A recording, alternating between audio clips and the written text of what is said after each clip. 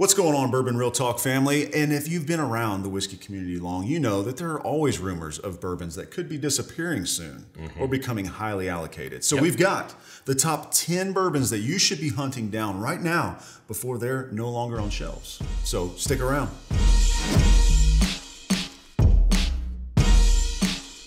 All right, first off, we're gonna have a little disclaimer so that we don't get too many troll comments. We're still gonna get troll comments, but anyways. Doesn't matter what you do. Yeah, so first off, availability is not the same everywhere. Right. So we may mention something and you're like, what the heck? I already can't find that on my shelves. We can find it here in Texas. Or you may say, I see that all the time. That's not hard to find. That's not hard to find. And we're guessing here, okay? There's gonna be some logic behind all of our recommendations, all right? But we are guessing. So if we turn out to be wrong, we never claimed to have a crystal ball. Yeah, just add it to the list of things we've been wrong about. Yeah, which in every episode, there's several. Yeah, so. Y'all tell me every time. We're not afraid to be wrong. Not afraid to be wrong. These are our recommendations. Recommendations. Of our forecasting. Forecasting. All right, number one, benchmark. So benchmark is just now, it's a Buffalo Trace product. It's mash bill 1, so it's like Stag Junior, right? Because they have a full proof that's 125. So it's the closest thing that you can get to Stag Junior. And I predict that it is going to disappear off the shelves, even though they just started wider distribution. It's a dang shame because we literally just got it in Texas here. Yeah. And you're absolutely right. In the not too far distant future, I could imagine myself going into the stores where I normally would see it and saying, what the heck, man? Where's all the good old benchmark? And they're like, well, we only get that every once in a while. All the typical excuses. So all the typical. If you see it, grab it. Number 2 is early times. Now, I don't expect early times to actually disappear off the shelves. Yeah. But what's going to happen is early times was manufactured by Brown-Forman, got bought by Sazerac. Sazerac has announced that they're going to start distillation at $17.92 for that product line. But when they bought the name, they bought all of the inventory that was in stock. And at some point, that's going to run out.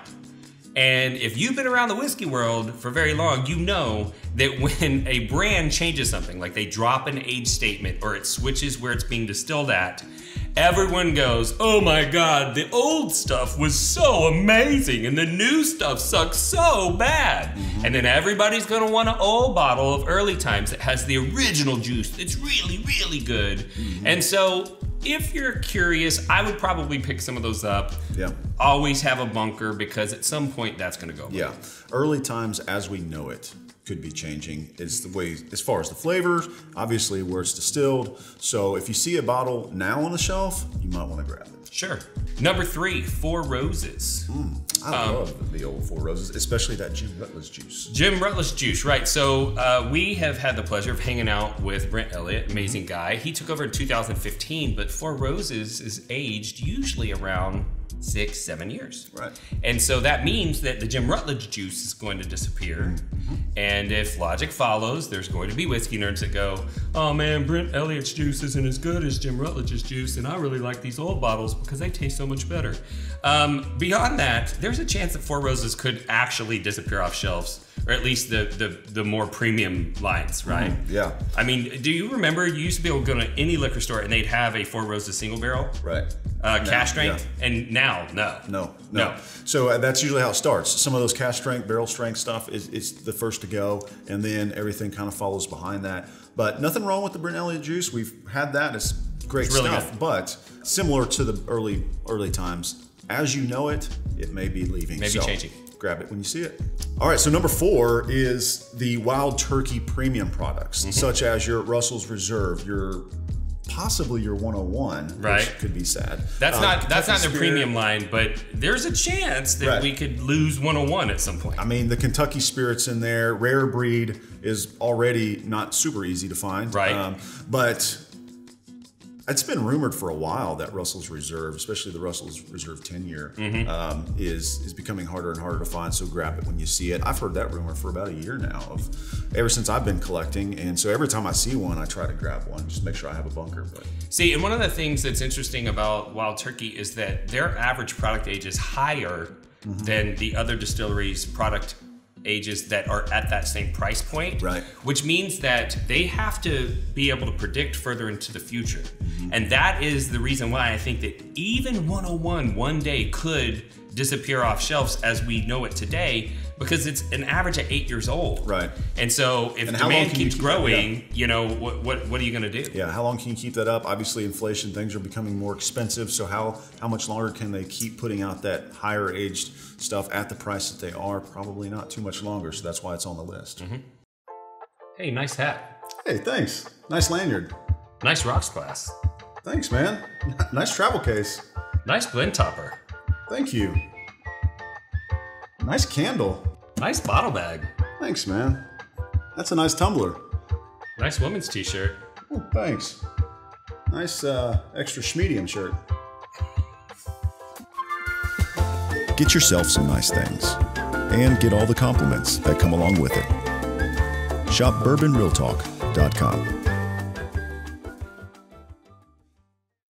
So next up we have Knob Creek, specifically the 12 and 15 year. Now the 15 year is already pretty difficult to find, but if you've been involved in whiskey for any amount of time, it wasn't that long ago that every store had a Knob Creek single barrel. And everybody wanted 11 years were just everywhere, 11 and a half years. But every so often one would come out that was about a 15-year product and everybody'd lose their minds, and it was always so good. Knob Creek does really well at higher ages. And they have drastically cut that back. At one point, they even stopped the barrel program altogether so that they would have juice for their regular releases of the batch product of 12 and 15 year. And it's become so popular, I think that it will disappear off shelves. Yeah, to this day, I swear that a Knob Creek single barrel is some of the best whiskey that I've had out there. It just knocks everything else out of the water in blinds, so to speak. But if you see it on the shelves, if you see a single barrel, I tell all my friends, grab one. Shoot, grab one for me. I mean, you don't even have to call. I'm not going to be upset. Just grab one. At that price, I'm happy. I mean, it's great stuff. So I'd be really sad if it's not available. Now, the next up on the list, Old Grandad 114. It's been around. The news has been out. Hey, this could be the next one to become allocated. This could be the next one to disappear off shelves. And I mean, just this week, I went into 2 different stores and saw 20 to 30 bottles sitting there. So where I'm at now, it's still easy to find, but how much longer is that going to last? That's the question. And I throw Old Grandad Bottle and Bond in that same category. And I can tell you that there were months that I went into the store and there was a slot on the shelf for OGD, and it was empty. And so it's kind of one of those products where when it hits and it's available and you can get it, but I am fearful that it will become allocated as many other bourbons. I hope not. It's so good. So good. Something that's already hard to find in some areas, and if you find it, you're most likely going to grab it, and that's the Weller Special Reserve. That's the green label. It's the green label stuff. It's typically supposed to be the easiest, the base level of what Weller puts out. Terrific bourbon, but the concern with it becoming even more allocated and hard to find really comes from their expansion that Buffalo Trace is doing, right? With obviously putting, I don't know, billions? 1.3 billion. Wow. That's a big number. So they're going to ramp up production quite a bit, a lot more storage, and with that, they're probably going to want to use a lot of that storage for some of their higher end, more profit margin type of whiskeys, like your Van Winkles and your higher end Wellers, higher end Wellers, whatever. Yeah, because every barrel that goes into Special Reserve, if they'd kept it around longer, it could have been made into another product that would have been more expensive. Yeah. Right. So when you add that factor in, the expansion that's happening, it wouldn't be surprising to see less and less and less Weller out there. Right. And I'm not expecting any of the new production capacity to affect even the Weller Special Reserve market for probably another 5 years from today. And between now and then, it's probably going to disappear off shelves. Yeah. So next up, we have Old Forrester 1910 and 1920. I don't have any specific data that leads me to believe that these will disappear off shelves, except the only thing that they have that's above that is Old Forrester Birthday Bourbon, and that's disappeared for years and years. And when you go onto a forum and you say, what's a quality bourbon that I can get that's under $60?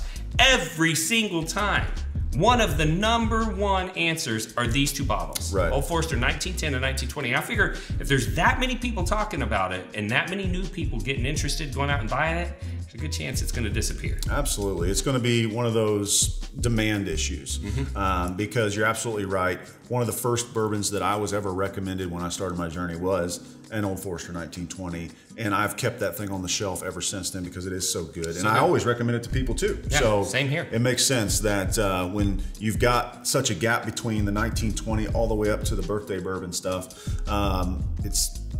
people are going to most likely want to pick one of those up rather than search and hunt down a birthday bourbon. Sure. Next up on the list is 1792 small batch, which is already allocated in some places. And the 1792 full proof, the bottled and bond stuff used to be super easy to go into a store. It was everywhere. It was everywhere. And now that's hard to find. When you see it on the shelf, it's usually a limit one, and you better get in there quick to find one. And given the recent news of Sazerac moving some of their distilling into 1792, it just creates more of a bottleneck there, a lot more demand. And so it would make sense that the small batch would soon follow the hard to find whiskeys that the bottled and bond and the full proof have already become. Yeah. And last but not least, we have everything Bowman. So you've got Abraham Bowman, you've got John J. Bowman.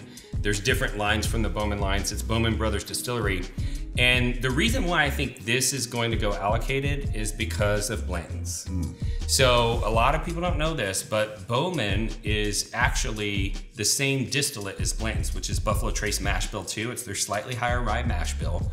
And they take the high wine, so it gets run through the still twice, and instead of putting it into a barrel and then aging it and turning it into Blanton's or some other product line, they put it in a shipping container and they ship it to Virginia where Bowman Brothers Distillery is, and they run it through their still one more time. So they have a pot still that they run it through one time, and technically, because they are distilling it in the state, they get to kind of deceive people into believing that it is a Virginia-based whiskey. Right, yeah. But the truth of the matter is that the pot still isn't doing squat because the column still already stripped everything out. Yeah.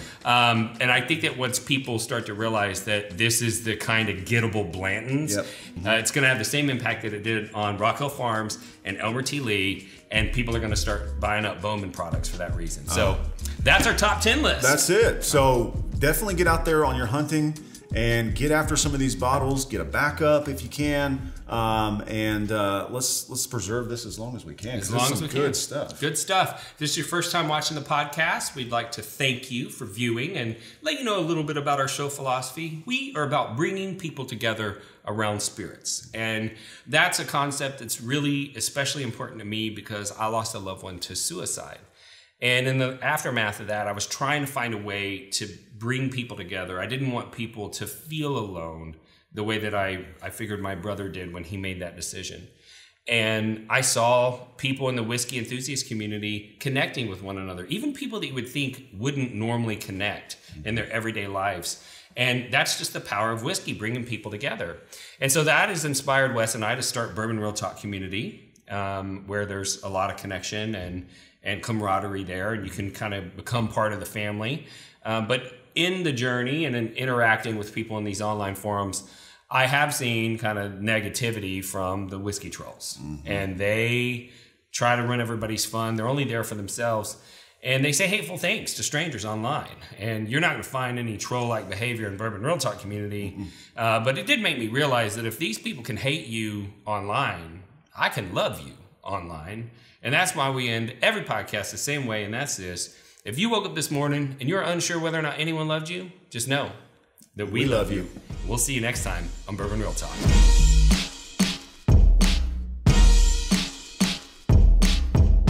You know what I just realized? I did that whole episode with 0 whiskey in my glass. That's fine. And it's so fitting for the episode. Right, because we're running out of whiskey. It's whiskey. And we couldn't cheers at the end. We couldn't cheers at the end because both of us were whiskey free. So this just proves that this show is absolutely correct. Absolutely correct. Because whiskey will disappear. It's going to disappear. And, especially when it's in a glass in front of me. Yes, mine's all gone. A whiskey troll is a person who seeks negative attention and uses contrarian attitudes to derail civil discussion in online forums. They communicate in ways they never would face-to-face because they're keyboard warriors. Their only goal is to make other people feel inferior. Hey guys, I'm new here. I just got my first Blanton's. And trust me, you probably paid way too much. I don't care much about the Blantons, but nice. There's no way that she didn't buy that at secondary. Idiot. Oh, I know how you got that bottle. So, are you sick and tired of the whiskey trolls running your fun online? Well, that's why we started Bourbon Real Talk Community. Congratulations. Let me know what you think when you open it up. Hey, welcome to the group. Let me send you over a sample of Blanton's Gold and straight from the barrel. See how you like those. I remember back to my first bottle of Blanton's. It was the birthday to my son, and we enjoy it every year on his birthday. Congrats. So if you're looking to connect with some people online who aren't, head over to facebook.com and join Bourbon Real Talk Community today.